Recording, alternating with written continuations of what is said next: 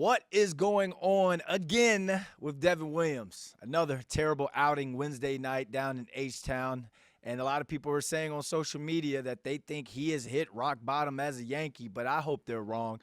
We got our Yankees beat writer for the Post, Greg Joyce, who's down in Houston, Texas right now, getting ready to head over to the stadium for tonight's game. Greg, thanks for hopping on with this. I know you got to worry about tonight's game, but first, let's backtrack a little bit. I got to get your take on Aaron Boone and Devin Williams getting ejected last night. Do you think Williams got like screwed on the calls, or do you think that there's just an overall frustration and emotions of one, giving up another lead, and two, just his overall inconsistent season that he's having right now?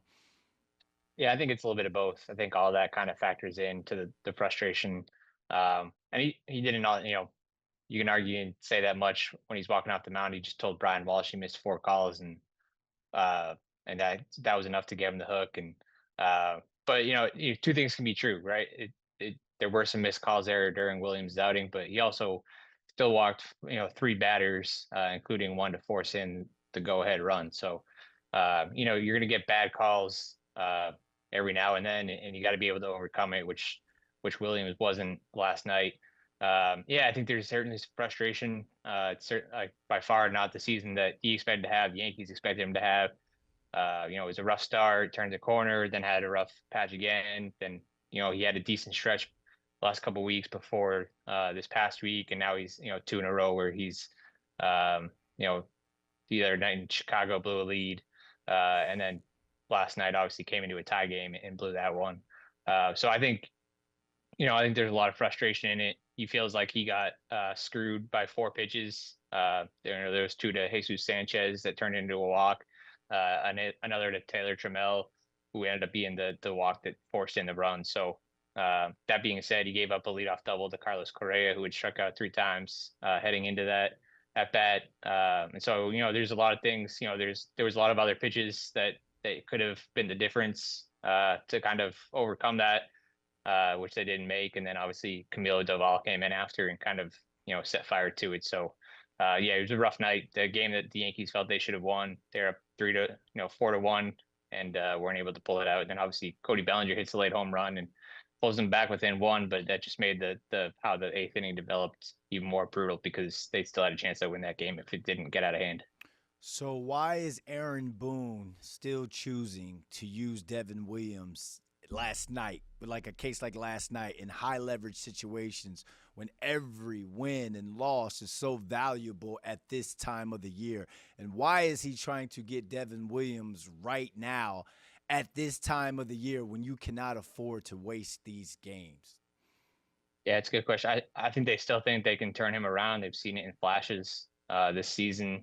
They're trying to pick some what they see as righty lanes for him, and so that's why Luke Weaver got the 7th inning last night. There were some more lefty switchers in there. Even Weaver gave up a run, but then they felt like there was a righty lane for Williams to be had. Obviously, didn't work out. The thing is, like, I think that they don't have a ton of great options there. They'd already used Fernando Cruz and Luke Weaver. And I think they were trying to save David Bednar for if they had a lead.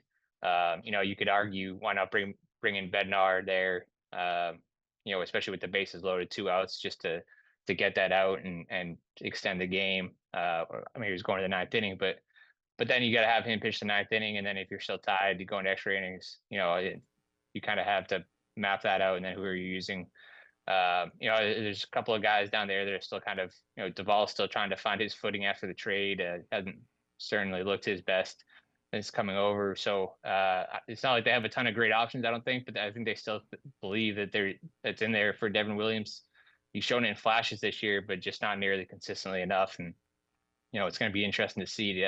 Like you said, 20 plus games left in the season. Obviously still trying to get him right. And then, we'll see. They put him in some low leverage spots, try to rebuild that confidence, and it worked. And he was pitching well, and it seems like every time they think they have him back on the right track, he has a couple of games where it just kind of goes off the rails again. So we'll see how they use him over the final 20 plus games here. his inconsistency throughout the course of his first year as a Yankee, you could see him being frustrated with that. But I mean, you read Twitter, you read social media, the fan base is frustrated as well. And now it seems like that frustration is kind of boiling over to the team. Jazz Chisholm Jr. Got into a heated conversation with that same ump that threw out Boone and Williams after he struck out looking to end the game. And Jose Caballero was tossed in Tuesday night's win in Houston. In the words of the Joker in my favorite movie, Dark Knight Rises, why so serious? Like, why is this team so angry right now, Greg?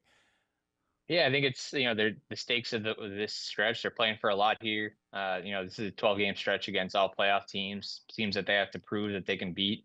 But entering this stretch, they hadn't played their best baseball against those kind of teams this season, and it's the teams they're probably going to face in October. So they're playing for a lot. They're still trailing the Blue Jays in the division, trying to make up that deficit.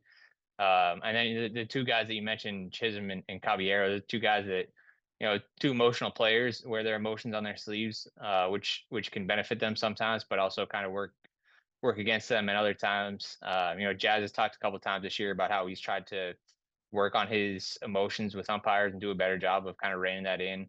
Obviously, we've seen it kind of come out at different times. He had an injection in Cincinnati earlier this year. I think if the game hadn't ended on that strikeout last night, maybe he gets tossed there. He obviously, I think mounting, between the calls that Williams didn't get in the eighth inning and then the call that went against Jazz in the ninth, obviously, that kind of combusted there for him. Caballero on Tuesday night, that's the second injection he's had as a Yankee. It was kind of a quick hook for him. It didn't seem like he said all that much to get it, but he's another guy that, he's known for being a guy that can get under opponent's skin at least, but obviously he has that ability with umpires too, because it's we've seen it twice here in a couple weeks. But like I said, they're playing for a lot. Emotions are running high, tensions are high, and every now and then I think you kind of see it come out, especially with a couple guys that wear those emotions on their sleeves. Yeah, I'm one of those type players. I used to be that fake Draymond Green type player when I played football, but at the end of the day, something could cost you at the worst moment. And I'm praying that doesn't happen to this team because, they're trying to battle themselves out of a situation. Greg, let's end this thing on a positive note, man. Let's woosah a little bit here. My guy, Giancarlo Stanton, hit another home run Wednesday night. Can we give this guy his flowers, please? Yeah, it's been impressive what he's doing. And that's 18 on the year, after missing the first 2.5 months of the season. And the biggest thing is, he's been out there in the outfield almost every day. They've been intentional with giving him rest days every now and then. I wouldn't be surprised if he's out of the lineup tonight, just to give him a chance to play all three this weekend against Toronto, which is another big series coming up. But for the most part, he's held his own in the outfield there. There was a couple plays last night that one ball that got over his head that looked a little bit awkward. Aaron Boone said nobody's catching that ball. If Cody Bellinger's out there, does get caught? Who knows? And then there was another one where the Astros tested his arm. I think he was fielding the ball when the guy was just about to round third, and they went home and the guy scored. Wasn't a perfect throw. That's going to happen, but by and large, he's been serviceable out there, which is all you can ask for a guy like that, especially with what he's doing with his bat. It's been impressive. Obviously, they need that to continue here down the stretch. All right, Greg Joyce, man. Enjoy Houston, and good luck with the travel situation getting back to the Bronx tomorrow, man.